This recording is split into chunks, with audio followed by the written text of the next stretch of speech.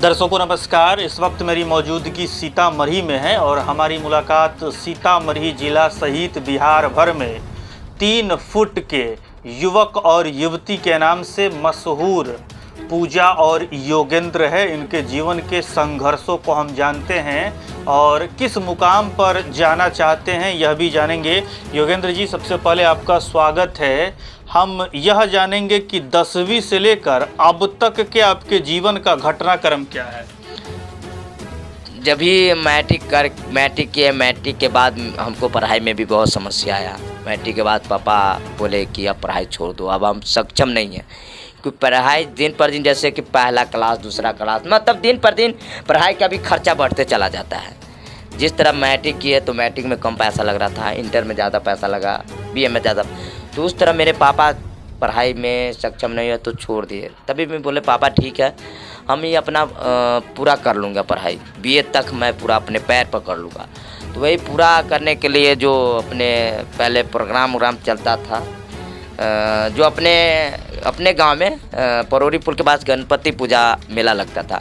उस मेला में अचानक से एक जादूगर वाला आया सहरसा जिला से आया, तो उससे हमको संपर्क हुआ। संपर्क होने के बाद 6 महीना उसमें हम काम किए, कुछ पैसा मिलता तो उसी पैसा से हम अपना कोचिंग और अपना कॉलेज उलेज जाते थे, अपना पैसा से वही, और थोड़ा मोड़ा अपना पापा भी मेरे हेल्प करते थे। मतलब बहुत संघर्ष करना पड़ा। इतना संघर्ष कठिनाई, हमको लगता है कि वैसा समस्या किसी को नहीं आएगा जितना हमको समस्या आया। तभी भी अपना मुकाम हारे नहीं, अपना मुकाम को पकड़ के रखे, अपना मेहनत को रंग ला के दिखाएं। मेहनत किए तो वही इंटर में फर्स्ट डिवीज़न आया, लगभग 324 नंबर आया। और फिर जा कर के बीए में नाम लिखा है। बीए पूरे फाइनल करके लगभग फर्स्ट डिवीज़न में 2% से मेरा छूट गया। बीए फाइनल कर लिया, आर्ट्स से की जी, साइंस और कॉमर्स इसलिए नहीं किए क्योंकि बैकग्राउंड मेरा पूरा कमज़ोर था। इसलिए यहाँ गार्जियन को भी देखना पड़ता है, पूरे फैमिली को देख करके चलना पड़ता है। और कितना लड़का लड़कियाँ होता है कि अपने पूरे फैमिली को, पापा मम्मी को समस्या दिक्कत को नहीं देखता है। बोलते कि जहाँ से पापा लाना है, जहाँ से मम्मी पापा 2 रुपये आपको लाना है तो लाओ, हम पढ़ेंगे तो पढ़ेंगे। मतलब दुख समस्या अपने माँ और पिताजी को नहीं समझते। कितना लड़का लड़की हम अभी देख रहे हैं। और पहले की जैसे कि अभी हम देखते पढ़ाई लिखाई भी नहीं है, ट्यूशन हो, कॉलेज हो या स्कूल हो। जिस समय में हम पढ़ते थे ना, उस समय में हम सर से बहुत डरते थे, बहुत। और हमको लगता था कि पहले तो हम उतना होशियार भी नहीं थे पढ़ने लिखने में। और कोचिंग जब से हम पकड़े अपने शहर में जा कर के डुमरा में, तो याद करने के लिए होमवर्क दिया जाता था, कल होकर के हम याद करके नहीं सुनाते थे, तो बहुत पिटाई लगता था, बहुत। उस पिटाई को याद रखते हुए खुद हमको ऑटोमेटिक याद होता था। किस साल में बीए फाइनल किए? और 13 से 16 में हम बीए फाइनल किए। 16 के बाद का कहानी बताइए, कहाँ गए, क्या किए, कैसे किए? 16 के बाद की कहानियाँ हैं। उसके बाद तो मेरा पढ़ाई लिखाई समाप्त हुआ। समाप्त होने के बाद फिर अपने जनता के बीच में लग गए, अपने जनता के कामों में लग गए। सोचे कि अब पढ़ाई लिखाई हो गया तो अब क्या करें, अब 2 रुपया के लिए तो सोचना ही पड़ेगा, अपना पेट कैसे चलेगा। वही कोर्ट कचहरी और अपने जनता के बीच में काम धाम में लग गया। तो वही ब्लॉक से लेकर जिला तक जनता को काम करवाते थे। अपना जो भी जनता को जो समझ में आता था वही 2 रुपया देता था। ये अचानक सुर्खियों में कैसे आए? अचानक सुर्खियों में उसी काम के क्रम में आए जो अपने जनते के काम के लेकर के सुबह बिहार के सीतामढ़ी जिला मुख्यालय के रास्ते से जा रहे थे। तो वहाँ पर जिला मुख्यालय के पास में एक 4 चक्का लगाकर एक 4 चक्का ड्राइवर साहब बैठे थे। तो वहाँ पर 4 चक्का ड्राइवर साहब से अचानक में सुबह 10 से 11 बजे के बीच में हम काम पर जा रहे थे, जनते के कोई काम कर। अचानक से उस ड्राइवर साहब को हमारे फेस के ऊपर उसका नज़र पड़ा। बहुत प्यार से बुलाया, छोटू इधर आ। हम गए उसके पास तो बोला छोटू शादी कीजिएगा। हम बोले शादी? हम 2-3 बार ऐसा ही करके हम रिपीट किए। इसलिए रिपीट किए क्योंकि हम भी दिन रात जिले मुख्यालय के पास में रहते थे और जनता के काम करवाते थे। सुबह 10 बजे जाते थे, शाम को 5 बजे आते थे। तो उसी बीच में हम रहते थे, सभी लोग के बीच में रहते सभी से जान पहचान हो गया था। और जान पहचान रहते हुए सभी लोग बोलते थे योगेंद्र एक फोटो दे दो, तुमको शादी कराएंगे। योगेंद्र नाश्ता कर लो, तुमको हम शादी कराएंगे। मतलब कि सभी का बात सुनते सुनते जो मेरा कान था वो पक चुका था, मतलब सब पर जो भरोसा टूट चुका था। इसलिए भरोसा हमको नहीं हुआ, उस ड्राइवर साहब पर भी नहीं हुआ। तभी भी भरोसा टूटने के बावजूद भी हम उस ड्राइवर साहब को अपना फ़ोटो दे दिए। फ़ोटो देने के बाद फिर हम अपने काम में चले गए और उस ड्राइवर साहब भी अपने काम में। और जाने के बाद वही 10 से 15 दिन के बाद मेरे घर पर आया, जो गोसाईपुर मतलब डुमरे प्रखंड के गोसाईपुर गांव का जो 4 चक्का ड्राइवर साहब जो जिला मुख्यालय के पास भेंट हुए थे, वो गोसाईपुर गांव की, और मेरे गांव के रामपुर पौरी पछियारी गांव के रजनीश सिंह है। इस बीच में 3 ड्राइवर साहब है। 3 ड्राइवर साहब में एक पूजा जी के पापा शामिल है, और ये शादी कराने वाले 2 ड्राइवर साहब हमको, एक है गोसाईपुर का और एक है रामपुर पौरी पछियारी गाँव के रजनीश सिंह। तो वो ड्राइवर साहब जा कर के पूजा को पापा को बोले कि सुरेश जी आपके बेटी के लिए हम लड़का एक देखे हैं। तो इनके पापा शायद बोले कहाँ देखे? बस अपने पास ही के गांव में है, ज़्यादा दूर नहीं, डुमरा प्रखंड के रामपुर पौरी गांव। तो ठीक है आप जाइए ना, आप दोनों आदमी जाइए ना। तो मेरे गांव के रजनीश सिंह थे, इनके पापा के दोस्त थे, उनको बोले रजनीश जी आपके गांव में एक मेरी बेटी के जैसा लड़का है? तो बोला होगा, हमको उतना नहीं ध्यान, हम पूरा गांव नहीं घूमते, आप कहिए तो हम जाते हैं, होगा तो मेरा ही गांव है, घूमने में कहाँ जा रहा। तो आया तो वही दोपहर के टाइम में आया, 2-3 बजे के टाइम में आया। तो हम घर पर नहीं थे, तो मेरे घर के सामने सिस्टर है, उसको बोला कि योगेंद्र जी कहाँ? तो बोला कि भैया तो डुमरा है, कोर्ट कचहरी में काम करवाते सब, शाम को आएगा साहब। तो भेंट कैसे होगा, उसका नंबर है कॉन्टेक्ट? तो मेरे सिस्टर घर के सामने वाली बोले कि नहीं भैया का मोबाइल नंबर नहीं है। तो ठीक है, नहीं है तो हम दे रहे हैं मोबाइल नंबर, ला तुम अपने कॉपी, हम लिख देते हैं मोबाइल नंबर, और शाम में योगेंद्र जी आएंगे तो बता देना कि आपके घर पर 2 आदमी बात करने लेंगे। तो हम आए, छोटू इधर आ, हम गए उसके पास। तो बोला छोटू शादी कीजिएगा? हम बोले शादी? हम 2-3 बार ऐसा ही करके हम रिपीट किए, इसलिए रिपीट किए क्योंकि हम भी दिन रात जिले मुख्यालय के पास में रहते थे और जनता के काम करवाते थे। सुबह 10 बजे जाते थे, शाम को 5 बजे आते थे। तो उसी बीच में हम रहते थे, सभी लोग के बीच में रहते रहते सभी से जान पहचान हो गया था। और जान पहचान रहते हुए सभी लोग बोलते थे योगेंद्र एक फ़ोटो दे दो, तुमको शादी कराएंगे, योगेंद्र नाश्ता कर लो, तुमको हम शादी कराएंगे। मतलब कि सभी का बात सुनते सुनते जो मेरा कान था वो पक चुका था, मतलब सब पर जो भरोसा टूट चुका था। इसलिए भरोसा हमको नहीं हुआ, उस ड्राइवर साहब पर भी नहीं हुआ। तभी भी भरोसा टूटने के बावजूद भी हम उस ड्राइवर साहब को अपना फ़ोटो दे दिए। फ़ोटो देने के बाद फिर हम अपने काम में चले गए और उस ड्राइवर साहब भी अपने काम में। और जाने के बाद वही 10 से 15 दिन के बाद मेरे घर पर आया, जो गोसाईपुर मतलब डुमरे प्रखंड के गोसाईपुर गांव का जो 4 चक्का ड्राइवर साहब जो जिला मुख्यालय के पास भेंट हुए थे, वो गोसाईपुर गांव की, और मेरे गांव के रामपुर पौरी पछियारी गांव के रजनीश सिंह है। इस बीच में 3 ड्राइवर साहब है। 3 ड्राइवर साहब में एक पूजा जी के पापा शामिल है, और ये शादी कराने वाले 2 ड्राइवर साहब हमको, एक है गोसाईपुर का और एक है रामपुर पौरी पछियारी गाँव के रजनीश सिंह। तो वो ड्राइवर साहब जा कर के पूजा को पापा को बोले कि सुरेश जी आपके बेटी के लिए हम लड़का एक देखे हैं। तो इनके पापा शायद बोले कहाँ देखे? बस अपने पास ही के गांव में है, ज़्यादा दूर नहीं, डुमरा प्रखंड के रामपुर पौरी गांव। तो ठीक है आप जाइए ना, आप दोनों आदमी जाइए ना।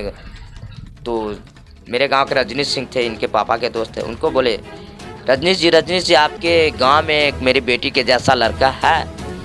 तो बोला होगा, हमको उतना नहीं ध्यान, हम पूरा गांव नहीं घूमते, आप कहिए तो हम जाते हैं, होगा तो मेरा ही गांव है, घूमने में कहाँ जा रहा। तो आया तो वही दोपहर के टाइम में आया, 2-3 बजे के टाइम में आया। तो हम घर पर नहीं थे, तो मेरे घर के सामने सिस्टर है, उसको बोला कि योगेंद्र जी कहाँ? तो बोला कि भैया तो डुमरा है, कोर्ट कचहरी में काम करवाते सब, शाम को आएगा साहब। तो भेंट कैसे होगा, उसका नंबर है कॉन्टेक्ट?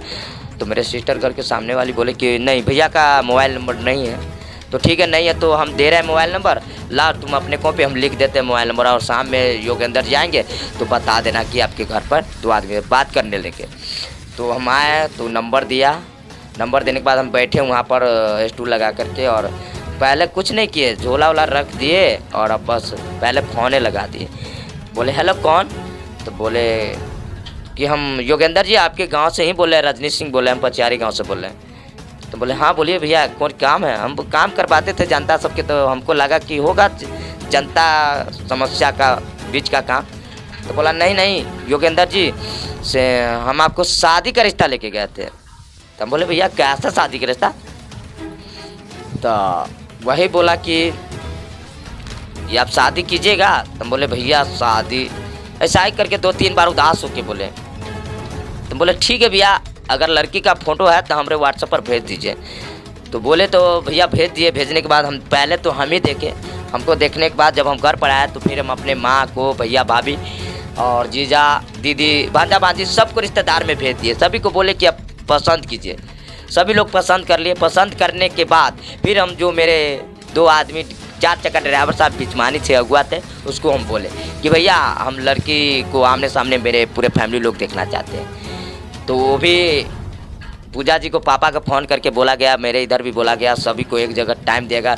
वही जगत जानकी माँ का जन्म धरती है, वहाँ पर दोनों पक्ष को बुलाया गया। आमने सामने देखा देखी हुआ। आमने सामने देखा देखी के बाद सबको पसंद हुआ। पसंद होने के बाद कुछ दिन फ़ोन से बात होते चला गया, 1-2 महीना। और जब दिन आया उस दिन पर 20 नवंबर 2022 को डेट रखा है और उसी डेट पर जहाँ पर जगत जानकी माँ का जन्म धरती है उसी जन्म धरती पर बहुत धूमधाम से हर्ष उल्लास के साथ शादी हुआ।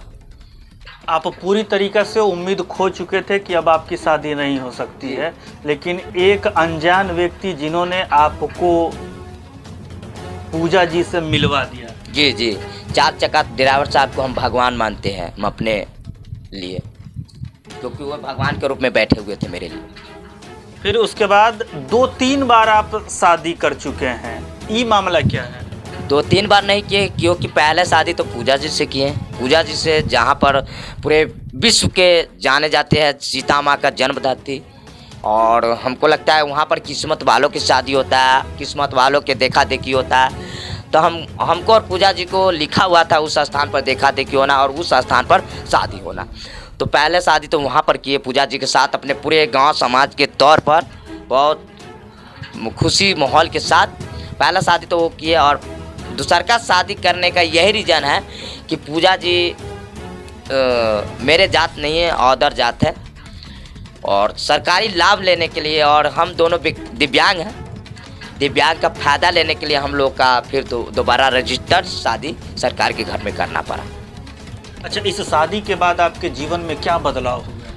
जो पहले से तो हम बहुत अच्छा बदलाव है, क्योंकि पहले हम जनता के बीच में, पब्लिक के बीच में जाते थे, उसका काम करवाते थे, 2 रुपया देते थे, नहीं करवाते थे नहीं देते थे। आज अभी हम अपने पैर पर खड़ा है, अपने पैर पर जो भी होता है दुख सुख उस जो भी हम अपने कमाते हैं उस अपने उसमें अर्जन हो जाता है, रोटी में मतलब अपने फैमिली में चला लेते हैं। जीविकोपार्जन के लिए अभी आप क्या कर रहे हैं? वही अपना यूट्यूब पर लगे हुए हैं। मेरा यूट्यूब चैनल है 3 फुट वाला योगेंद्र पूजा ऑफिशियल, उस पर अपना अभी ब्लॉग और रील्स डालते हैं, और अपना फेसबुक भी आईडी है योगेंद्र कुमार के नाम से, तो उस पर भी अपना रील्स डालते रहते हैं और लाइव आते रहते हैं। बस उसी से मेरा जो मेहनत होता है, मेहनत का 2 रुपया मिलता है, उसी से अपना फैमिली चलता है मिला जुला के। उम्मीद है आपको? हमको पूरा भरोसा है, जितना भरोसा है, हमको बहुत प्यार मिलता है। हमको लगता है कि उतना प्यार कोई यूट्यूबर को मिलता होगा। सभी लोग बोलते हैं कि योगेंद्र जी बहुत अच्छे वीडियो बनाते हैं, इस वीडियो में कोई अश्लीलता नहीं है, भगवान करे कि आप ऐसा ही बनाते रहें और आगे बढ़ते रहें।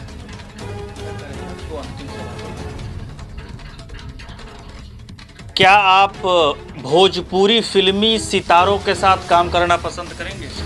काम मिलेगा तो ज़रूर कर लेंगे, काम मिलेगा तो ज़रूर कर लेंगे। मैडम, आप थोड़ा सा अपने बारे में बता दीजिए, क्या आपको उम्मीद थी कि इसी जिला में आपकी शादी हो सकती है? जी, पूरा विश्वास टूट चुका था कि शादी कभी होगी। जो शादी का जो बातचीत चल रहा था, उस दौरान आपके मन की उत्सुकता क्या थी? हम फोटो देख के तो हमको विश्वास हो गया कि शादी होगा। फोटो हम देख के पसंद कर लिए थे।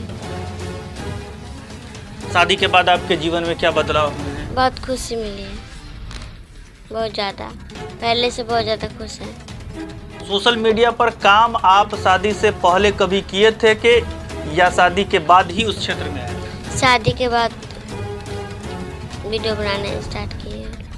पसंद आपको आ रहा है कि हाँ इस क्षेत्र में भविष्य है? जी हमें अच्छा लगता है वीडियो बनाने में, बहुत अच्छा लगता है, खुशी बहुत मिलती है। कामयाबी की उम्मीद है? जी दर्शकों से क्या कहना चाहिए जो इस दुनिया में निराश और हताश हैं? वो उदास होकर नहीं बैठे, उसको भी जैसे मेरे जैसा जो है उसको भी कभी न कभी शादी होगी। जो भी काम वो कर रहे हैं उसमें सफलता उनको जरूर मिलेगी। हाँ जरूर मिलेगी। चलिए बहुत बहुत शुक्रिया। आप क्या सोच रहे हैं इन सब चीज़ों पर अपनी राय कमेंट बॉक्स में निश्चित दें।